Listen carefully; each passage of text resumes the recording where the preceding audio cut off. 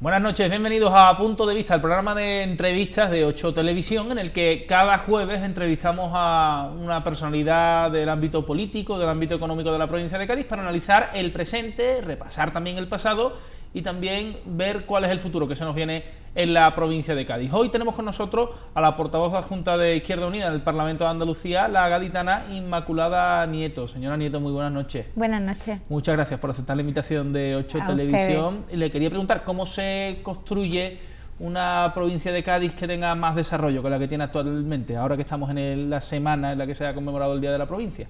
La pregunta del millón, ¿verdad?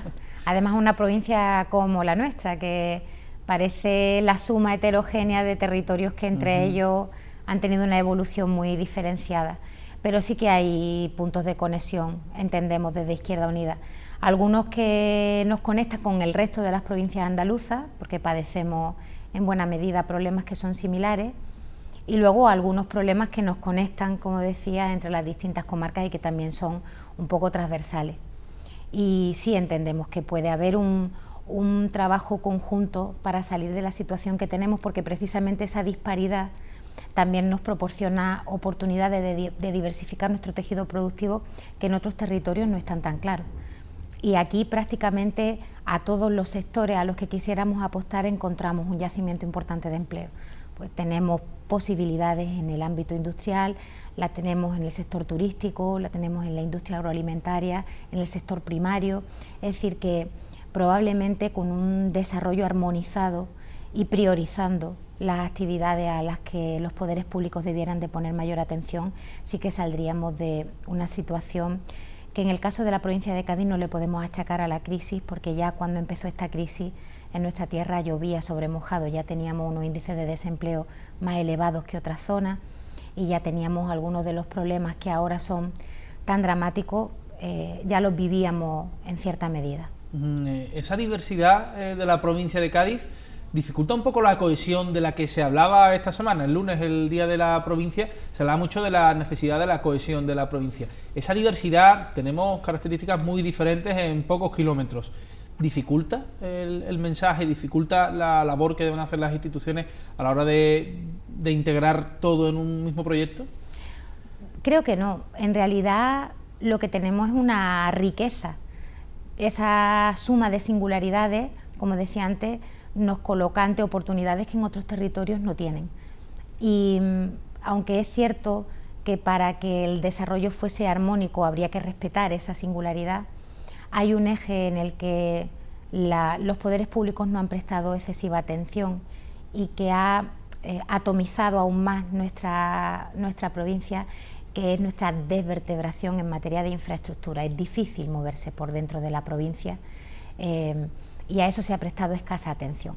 Eso ha dificultado y ha lastrado una parte importante de nuestro desarrollo económico, porque encarece mucho los costes fijos de las empresas que deciden implantarse en nuestra zona, sea cual sea la comarca, pero también ha dificultado nuestra comunicación dentro de la provincia entre las distintas comarcas. Pero yo creo que hay que verlo en positivo. Somos territorios muy definidos, pero creo que tenemos realidades comunes que nos trascienden y que nos permitirían avanzar de manera armónica y juntos. Las infraestructuras para cortar esas distancias han mejorado mucho en la campiña jerezana respecto a la bahía de Cádiz. Sí es verdad que a la bahía de Algeciras y al campo de Gibraltar aún parece que cuesta más llegar desde la campiña jerezana o desde la bahía de Cádiz, y que es más fácil incluso ir desde Algeciras a Málaga que ir desde Algeciras a Cádiz en muchas ocasiones. Respecto al campo de Gibraltar, y refiriéndonos ya al campo de Gibraltar, hay una reivindicación que sobresale respecto a todas las demás, que es la Algeciras-Boadilla. ¿Cómo cambiaría la realidad del campo de Gibraltar y de la provincia de Cádiz con la Algeciras-Boadilla? ¿Cree que la gente visualiza realmente la importancia de esa infraestructura? Es muy difícil porque son cifras mareantes y resulta difícil trasladarle a las personas de a pie que no andan en el detalle de este tipo de problemas la tasa de retorno que tiene esa inversión. No solo para la comarca o para la provincia, estamos hablando de uno de los ejes básicos de la infraestructura del transporte diseñados por la Unión Europea. Y estamos hablando de un fortalecimiento de nuestra cadena logística que no solo nos acerca desde la provincia o desde el puerto de Algeciras a Bobadilla, sino que nos proporciona una salida hasta Madrid, que es donde está la primera gran área de distribución de mercancías de todo el país.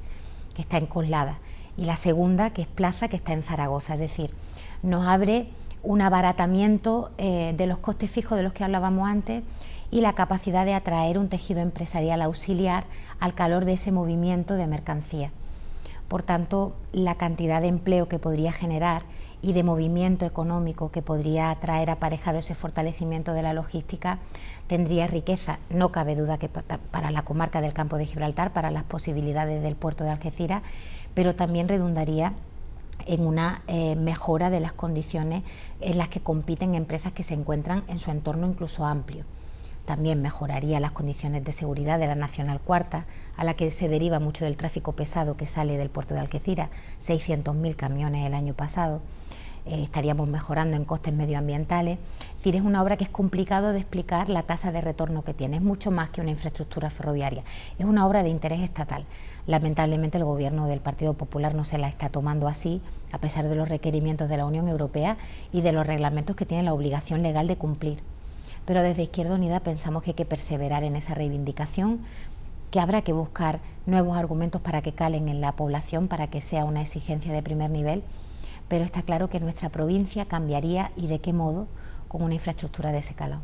¿Qué elemento de presión es el que falla en esa reivindicación de la Algeciras-Bobadilla? Es decir, ¿falla el elemento de presión desde la calle? ¿Falla el elemento de presión desde las instituciones, desde los poderes, desde el poder empresarial también? ¿De dónde falla? En este caso, lo que falla es quién presiona más que nosotros, ¿no? Más que nosotros como territorio, más que nosotros como Andalucía, más que nosotros como provincia. Y es que el lobby empresarial que se mueve en el eje del Levante y en el eje catalán tiene mucha fuerza, está muy bien implantado, muy bien organizado, se llama Fermet, y hace una presión constante en Bruselas y también sobre el gobierno central para que no se abra esa conexión rápida ferroviaria. Hay que tener en cuenta que el puerto de Barcelona y el puerto de Valencia ya disfrutan de 3 y 4 juegos de vía respectivamente, y que ya tienen una cuota de mercado muy importante. En realidad, nuestra conexión ferroviaria mejorada en la provincia, no solo la de Algeciras, también la que necesita el puerto de Cádiz, esa conexión en realidad lo que nos coloca en mejores condiciones es a nuestro puerto, a nuestras posibilidades económicas con respecto al puerto de Sines, en Portugal, que es un puerto cuya ubicación geográfica se asimila mucho al de Algeciras, porque el de Barcelona y el de Valencia no pueden competir en ese sentido, no tienen la conectividad cero que tiene Algeciras o que tiene Sines, pero la conexión de Sines hacia Madrid, que por cierto es una obra que va a financiar el Ministerio de Fomento, sí podría hacernos un roto, porque podría acabar con las expectativas de atracción de nuevas empresas y de consolidación de las existentes, si es que no se cumplen los plazos que por otro lado la Unión Europea ha pedido a España que cumpla. Entonces, más que fallarnos a nosotros la reivindicación, sí que es cierto que el tejido empresarial organizado del Levante lleva mucho tiempo trabajando para que esta demanda no se cuele en la agenda política en los primeros puestos a nivel del Ministerio de Fomento. ¿Por qué a su juicio en Cádiz no ha habido esa demanda empresarial? ¿No existe ese lobby de presión tan fuerte? ¿Se lo reclaman ustedes al empresariado también? Bueno, también hay que comprender cómo es la característica del empresariado de cada zona. El músculo empresarial de Cádiz o de Andalucía en su conjunto lamentablemente no se parece en nada o se parece poco al músculo empresarial que cuenta esa zona de nuestro país. En el Campo de Gibraltar tenemos un polígono industrial que es el primero de la comunidad autónoma, pero las sedes de esas grandes empresas que están allí instaladas, las sedes sociales, los centros directivos se encuentran en otras comunidades, se encuentran en Madrid, se encuentran en el País Vasco, son multinacionales extranjeras, tienen directivos allí, pero no personas con capacidad de tomar decisiones de hondo calado. Esto no es lo que ocurre en el Levante o lo que ocurre en Cataluña, donde sí tienen la sede y los centros de dirección de esas empresas. Y creo que ese tamaño de la musculatura de nuestro empresariado, más débil que el de aquella zona, explica algunas de las razones por las que esta obra no acaba de cuajar. Otro de los grandes problemas del Campo de Gibraltar, que es el narcotráfico del Campo de Gibraltar y de toda la provincia. Lo fue también en Barbate, un problema con mucha incidencia durante muchos años. Parece que se controló la situación y ahora la situación que salta un poco de manera alarmante en la línea de la Concepción. ¿Cómo debe lucharse contra el narcotráfico hoy día? Ahí hay varios elementos sobre la mesa, También aquella zona sufrió, cuando estaba sufriendo Barbate, aquella oleada que tenía más que ver con el consumo y con toda una generación que se enganchó a las sustancias que transitaban ilícitamente por el territorio, y que fue un drama humano fortísimo. De hecho, las coordinadoras contra la droga nacieron de las madres de aquellos chavales enganchados y hicieron un papel encomiable. Ahora estamos en otro momento. El problema ya no es el consumo, el problema es una zona que no genera expectativas de empleo estable y de calidad, que tiene unas tasas de población juvenil desempleada gravísimas, y a la que solo le puedes ofrecer algún tipo de formación que quizás le genere una expectativa de que en un futuro tenga un empleo quizás no muy bueno ni muy bien pagado. Y frente a eso, pues tienes la posibilidad de conseguir dinero fácil, dinero rápido, alertando a según qué cabecillas de las redes de narcotráfico de si se acerca o no una patrullera de la Guardia Civil. Eso es un problema que se está dando a día de hoy, que tiene, digamos, la vertiente social del drama del narcotráfico. En lo urgente, para paliar la situación que se está generando de cierta impunidad de los grandes cabecillas de esas redes locales, hace falta un refuerzo de efectivos de policía, hace falta un refuerzo de fuerzas y cuerpos de seguridad del Estado, no solo en cuanto al número de efectivos, también en cuanto a los medios materiales de que disponen, que están muy lejos de equipararse a las lanchas y al despliegue tecnológico con que cuentan los narcotraficantes. Eso es, digamos, lo urgente. Lo importante es abordar que un territorio que no tiene expectativas que generar en su población, que no tiene oportunidades que ofrecerle a la gente, difícilmente va a sacar a la gente de esa espiral de vinculación al narcotráfico para ganarse la vida. Ha dicho usted que hacen falta más medios materiales en la Fuerza y Cuerpo de Seguridad del Estado. ¿Es por eso, por el que ha habido parte de la plantilla que se ha tenido que marchar a otros menesteres, por lo que se ha producido este repunte del narcotráfico en el campo de Gibraltar, o a qué le achaca usted? No le sabría decir. Sí que es cierto que ha habido un debilitamiento objetivo en todo el territorio, no solo en el campo de Gibraltar, en todo el territorio ha habido un recorte de efectivos. Y en algunas zonas que son más sensibles, esta es una de ellas, esto se deja sentir más. Y luego la disparidad tecnológica es tremenda. Hay un circuito macabro cuando por fin cuaja una operación y se incautan sustancias ilícitas, se incautan lanchas, embarcaciones con las que los narcotraficantes hacen sus desembarcos y traen la mercancía, luego se subastan y en las subastas las vuelven a comprar los mismos narcotraficantes y la vuelven a poner en el circuito, ante la mirada impotente de la gente que se está jugando el físico allí para hacer bien su trabajo.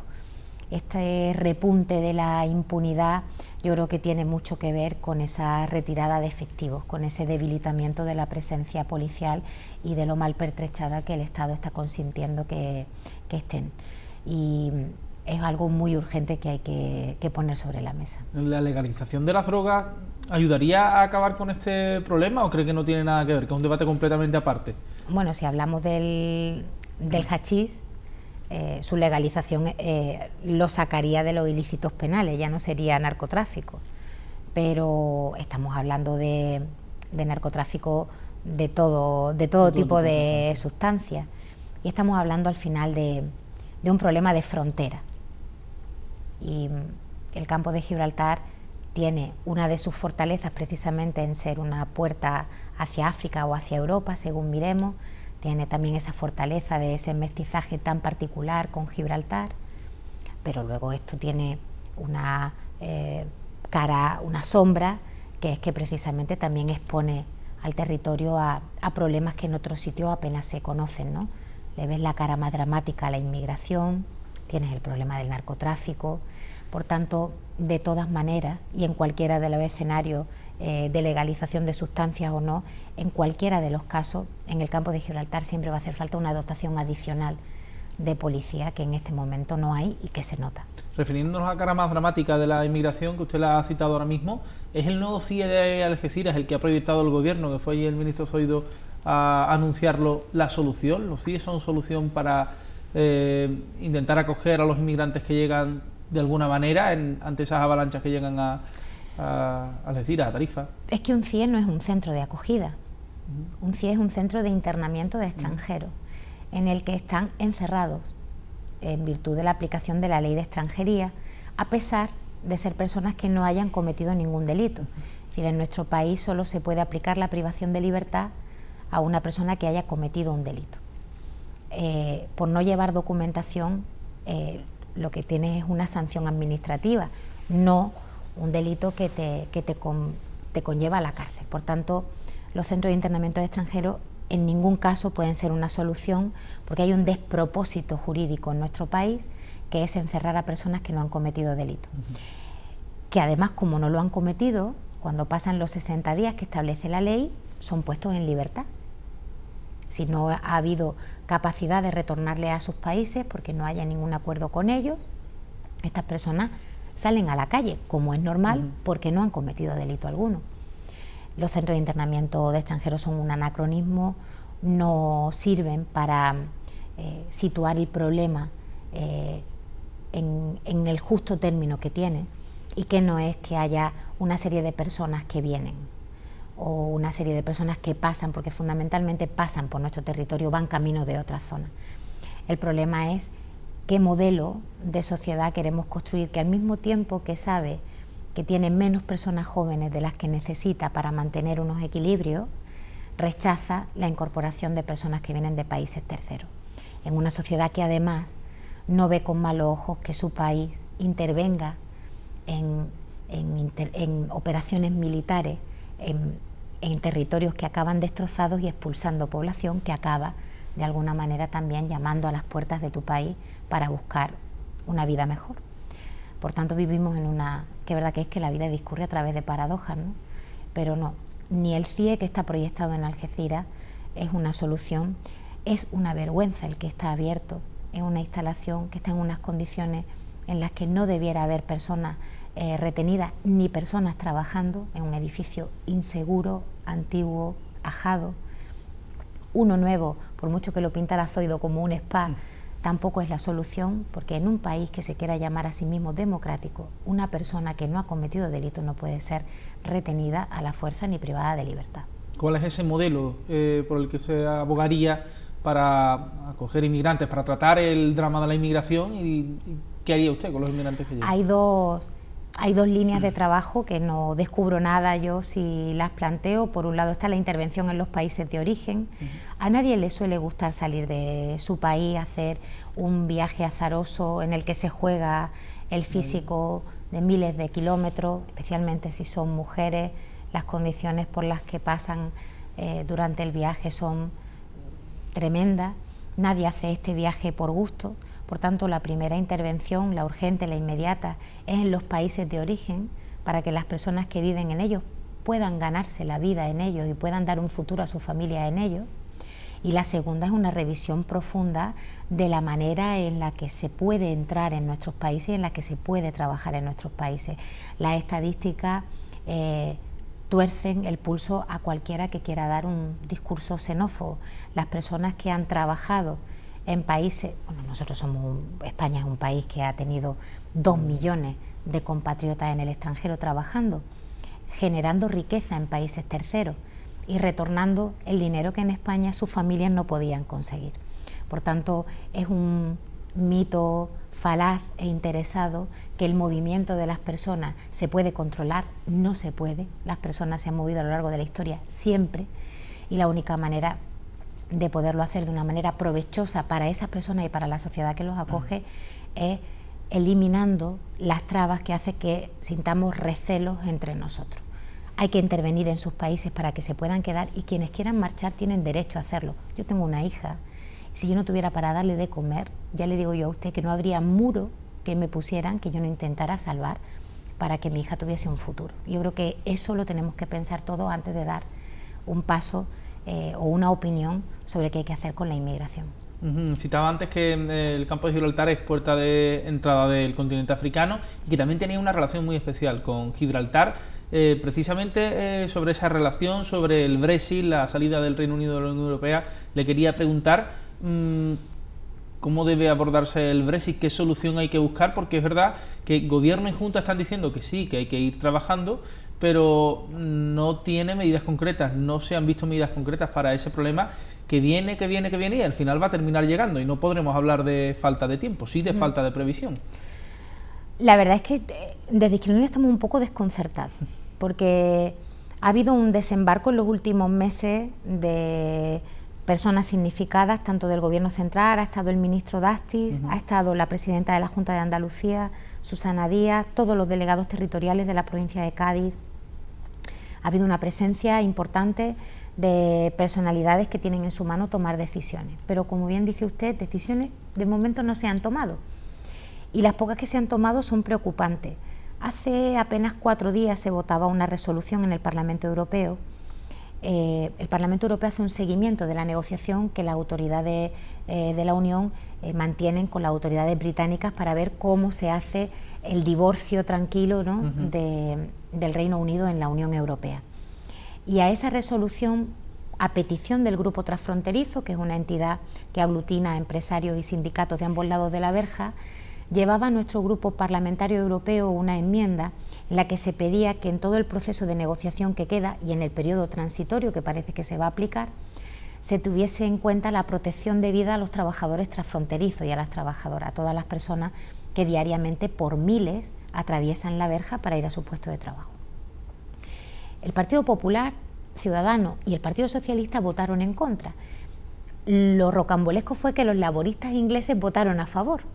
Es decir, fueron más sensibles a la situación de estos trabajadores transfronterizos que los eurodiputados y diputadas españoles, a pesar de que la inmensa mayoría de estos trabajadores y trabajadoras transfronterizas son españolas, no ingleses, o no llanitos, no oriundos de Gibraltar. Así que estamos muy desconcertados y muy preocupados de que cunda el desánimo, porque la línea atraviesa problemas de muy hondo calado y hay algunas medidas que tanto el Gobierno central como la Junta de Andalucía decían que iban a poner sobre la mesa. Usted lo decía bien, van pasando los meses y esas expectativas que se generaron, que fueron ilusionantes, que tranquilizaron un poco a la gente, ahora se están volviendo en desazón, en preocupación y en indignación. Ahora vamos a seguir hablando del Brexit. Si le parece, vamos a una pequeña pausa publicitaria y enseguida estamos de vuelta aquí con Inmaculada Nieto.